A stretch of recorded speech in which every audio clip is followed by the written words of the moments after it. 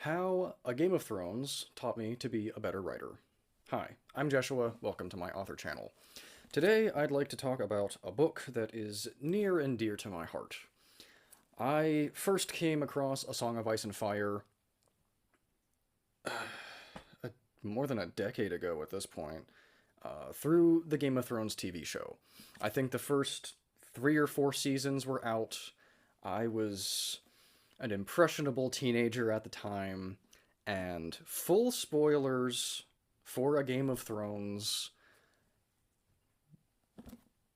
Fair warning, when Ned Stark was executed by that little, what George R.R. Martin has called him himself, that little shit Joffrey, when that happened, man, my third eye opened, as the crow might say, the three-eyed crow, the three-eyed raven in the show, but the three-eyed crow if you've read the books. And yeah, it was an awakening for me. It wasn't until I read Dune in college that I fully committed to becoming a storyteller myself, but it was one of those first moments for me where it's like, wow, look at the writing that just happened there. The main character dies 60 some pages before the end of the first book, and there's 4 books left, and we're still supposed to get 2 more. I won't get into that discussion, whether we'll get other stuff. As someone who's working my own complex fantasy world with far fewer point of view characters, I can kind of understand. I also, it's another topic. It's another topic. But it was a foundational moment for me, as even though I didn't really begin writing until years later. It sit deeply into me, because I mean, page, I think, 71, Bran is thrown from a tower. The 7-year-old boy, the first point of view character, and as Martin himself has stated, often because it's the first character we interact with, we think that's the main character. No, he's thrown from a window and has his legs and hips shattered, and he will never walk again. He will never have children. He is a cripple for the rest of his life. 7-year-old boy. Because he caught twins having sex. Like, it's just, what? What is happening? But they have reason to do it. Cersei is definitely a narcissist. Jaime, maybe not. With Tywin as a father, you're going to be ruthless as hell. And then, for 300 years before they were alive, the bloodline in charge of the Seven Kingdoms believed in sister-brother marriage, And then Joffrey, the little shit, is like a half psychopath, half inbred. Like, what is happening here? And I mean, he revolutionized fantasy. I see a lot of people these days talking about how they miss the era of Tolkien. I like this better. No, when I was a child, I loved the films, of course, The Lord of the Rings and everything, but this speaks to me on a level, and it spoke to Joe Abercrombie as well, another one of my favorite authors, who openly discusses that Martin was instrumental in his own creative process. His First Law and Age of Madness would not exist the way they do without A Song of Ice and Fire. They may not exist at all. And there's plenty of other authors that can say the same, including me. My stuff would not exist the way it does without a Song of Ice and Fire. And it's it's rich, it's deep entrenched in history. Like, he clearly loves medieval history, um, medieval English history specifically. The yeah, it's some great stuff. And I mean, I've heard people have complaints, not even just the last two books, because a lot of people don't like these last two books. They found them a slog. I can't really disagree. There's a lot of new point of view characters, there's a lot of new plot lines. Most of the stuff set up in this book is resolved in the third book. And then we just have two more with a bunch of new people, and it's I don't know. I don't know about the later stuff. I'm doing a reread currently. I just finished this my third time through. I read it once when the show was still running. My reading comprehension as a 15, 16-year old wasn't quite up to par to really delve deep into these, but I still read them. And then during 2020, with lockdown, I did a reread, and now here I am doing another one. So this is my third time through this book, and I mean, I've definitely had forgotten a lot of things because it's an 800-page, no, 674-page book, not including the appendix. There's a lot that happens in a 674-page book with like 8 point of view characters. It's I don't know. And then for a while there we had that era of just like Martin clones in the fantasy world. Oh, hello. Yes. We had Martin clones.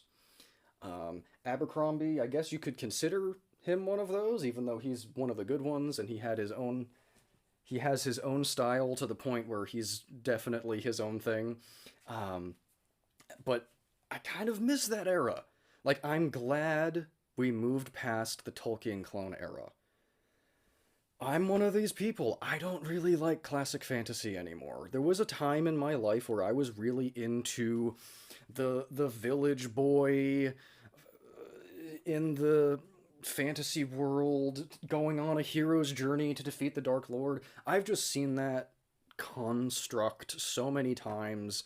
Unless you do something really different with it, it just doesn't do anything for me anymore.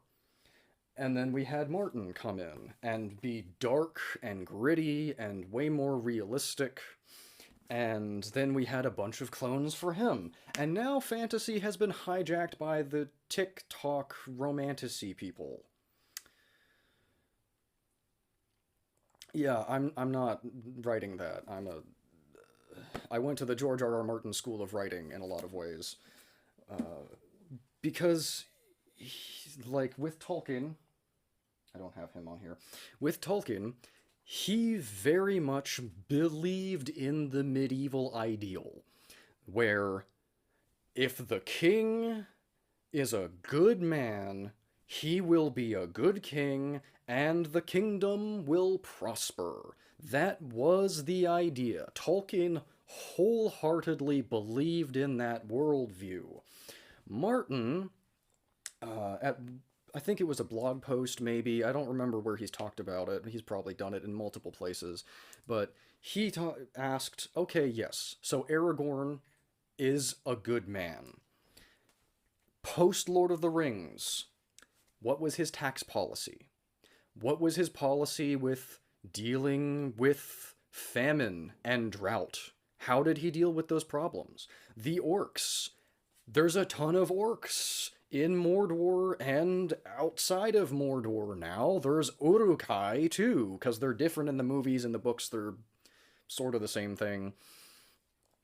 And like, how did he deal with them? Did he try to create some kind of mediation policy to try to integrate them into society? Did he decide to just genocide all of them because they're orcs. They're the bad guys. Now, in Tolkien's universe, they really are the bad guys. So it's like, yeah. But in real life, it's just people versus people. Like, and so what were those things? And so Robert Baratheon, the king of the Seven Kingdoms in the first book, is sort of his answer to that question. Robert Baratheon was a great hero of, you know, 13 years past in the books, 17 years in the show because they had to age up Dany because she's 13 in the books.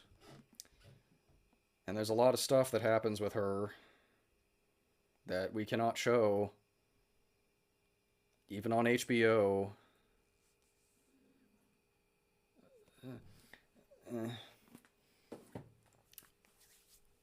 Be that as it may, um, you know, he was the hero. He was the knight with the massive warhammer, and who killed the dragon prince with his hammer and led the rebellion against the Mad King Ares, who was the Mad King Ares, just lost his mind, was murdering everyone. He was extremely paranoid. The man had to be deposed. There was no other opportunity. Like, there was no other option.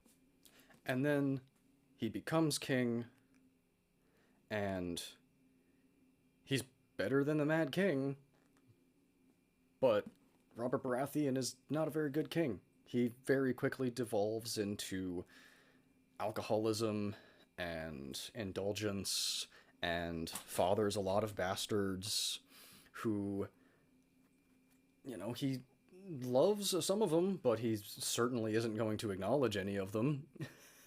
And in this inspired by medieval England world, bastards have no rights to anything. They are lowlier than peasants, really, unless their father does something with them.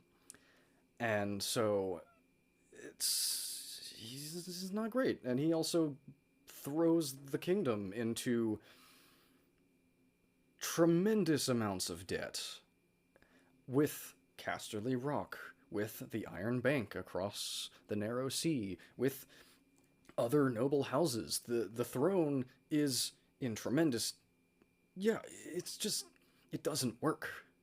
It doesn't work because Martin understands that just because you're a good person doesn't mean you're a good king. And he also understands that when you're a bad person with absolute power, it's really bad. And we see that with a lot of characters in this series. And it just goes to show that, you know, he came from a very different time. If you've been in any English literature classes, you will know that, you know, the author of the work puts themselves in it. It's impossible to leave out who you are because it's literally your brain that's creating the thing. And so Martin was like a hippie in the 60s, essentially. At least he agreed with the, hey, Vietnam is bad stuff. This is not functional for anybody, because as Frank Herbert wrote in one of the later Dune books, power attracts the corruptible. He did not say that power corrupts. He said that it attracts the corruptible. And that is... I mean, you can just look at any point in history, including today, and you can sort of see that. The people that want power more than anything, they tend not to be the best. You know, they're not usually the greatest people to begin with. So that medieval ideal is a story that people told each other for generations upon generations upon generations. And then we get into modern day people, and we see things happening, and I see people talk about, like, it's not the outrage part that's surprising, but it's the way they're outraged. It's like, you can't do that. They're in charge. Yes, they can. In the United States, we have the Constitution, these inalienable rights that exist, that, people espouse as, oh, this person or that person is violating the Constitution. It's like, the Constitution doesn't matter if they don't think it matters. If the people in charge aren't going to enforce it, it's just a piece of paper. Power lies in the hands of the people who take it, man. Like, and I've seen people complain about the nihilism in Martin's writing. You've clearly not read this. This stuff's way more nihilistic than this. He's got some, there, especially, I mean, the show is more so, like, it's kind of taken over. I mean, way more people watched it than have read the books, obviously. But there's some light, there's some positives, there's, like, he kind of communicates some of what he thinks would be better. Obviously, with Daenerys, he's like, yeah, women shouldn't be slaves. Even with Sansa, it's like, yeah, this is not good. Like, it's not just down in the ditches and the grunge in the bad, but I have seen some people say, without offering an alternative to the really crappy feudalism idea, there's no point. Well, what else is there? There is no good option. Communism is definitely not an option. That's like 20th century communism. Like, some of the worst things in human history happened under that. You have representative democracy. Look at modern day USA and Europe. That doesn't work either. It's still just a small group of people making decisions. Full-blown democracy, where every citizen has the same say as everyone else, would never work because no one would ever agree on anything. And then anarchism doesn't work either, because on paper it sounds great, but so does communism. In practice, anarchism is what happens in a transitional period between one regime and the next. Because very quickly, the people with the scariest and most amount of... the people with the large amount of scary friends and the biggest, baddest weapons take control, and then you get feudalism again. I think he hasn't offered us an alternative in these books. Obviously, the show at the end sort of probably spoiled what he's going for, but even that isn't great either, because there is no good solution.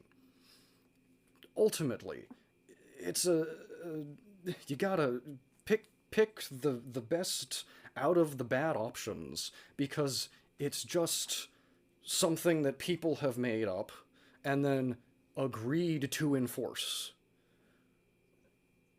And we get that sort of here, because we sort of get the what George Carlin was saying about how rights are just an idea.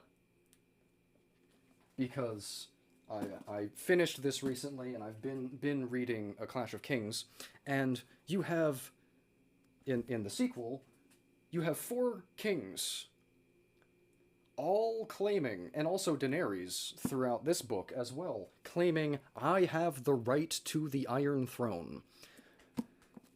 Well, which one of them is right? Who has the right to the Iron Throne? The person who takes it. The person who convinces the people that they should have it.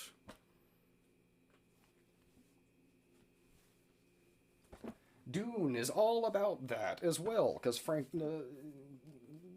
Martin was clearly more, even though Martin, like, I think rereads The Lord of the Rings like once a year or something, he was just as, if not more, influenced by Dune. Because Dune is all about here is an extremely charismatic leader who is taking control of the situation, and everybody buys into it. Yes, Muad'Dib. And then he proceeds to be the worst mass murderer in all of human history. Because no one can stand in the way of the man who has the right to rule. And so, yeah, we have these things. That's why that's why I like this stuff more than I like Tolkien personally. Like, you like Tolkien more than Martin. More power to you. I keep saying it in my videos. Art is subjective. Like what you like, the way you want to like it. But yeah, I just these things are, yeah, I don't know. They're kind of fundamental human nature stuff in my opinion, but a lot of people don't seem to get that rights are just an idea and power exists because people take it and nobody stops them from taking it. That's kind of what the whole thing's about. Different people claiming to have the right to be in charge. And then it turns out, for the little folk, you know, the majority of the population, it's not great. That's not good, you know? And as I said previously, I don't know if there is a better solution. Yeah, that's just, those are some things that I've learned in other places, but as well as through this. And yeah, that's sort of fundamental toward a lot of the things that I like to think about and to write about. And so if these things interest you in any way, I myself have done a fair bit of research into Chinese history and culture, and I'm not claiming to be as good as, I'm shooting for sort of an East Asian plus South American version of some of this stuff. If that sounds at all interesting to you, go ahead and check out the link in the description below, and you can get the first 5 chapters totally for free. Thank you so much. See you next time.